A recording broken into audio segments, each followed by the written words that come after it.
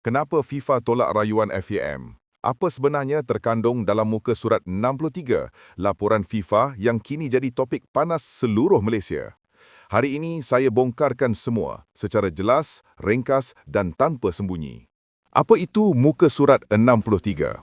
Laporan 63 muka surat yang dikeluarkan oleh Jawatankuasa Rayuan FIFA adalah dokumen rasmi yang menjelaskan sebab penuh kenapa rayuan FAM ditolak. Menurut laporan itu, FAM bukan sekadar melakukan kesilapan teknikal, tetapi FIFA mendakwa ada unsur kecuaian serius, percanggahan rekod serta dokumen yang meragukan melibatkan 7 pemain warisan. Dalam semakan FIFA, sijil kelahiran yang dihantar FAM menunjukkan pemain mempunyai datuk nenek lahir di Malaysia. Tetapi bila FIFA semak dokumen asal dari negara seperti Sepanyol, Argentina, Brazil dan Belanda, maklumat itu bercanggah. Dengan kata lain, rekod warisan tidak sah. FIFA juga menyatakan bahawa beberapa pemain mendandatangani dokumen tanpa menyemak isi kandungan. Tiada due diligence dilakukan. Pengesahan warisan tidak dibuat dengan teliti.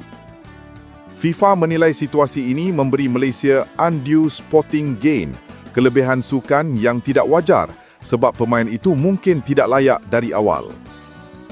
FIFA turut menyatakan FAM gagal menjawab beberapa permintaan dokumen, menyerahkan maklumat yang bercanggah, tidak menyertakan bukti kukuh yang diminta pegawai FIFA.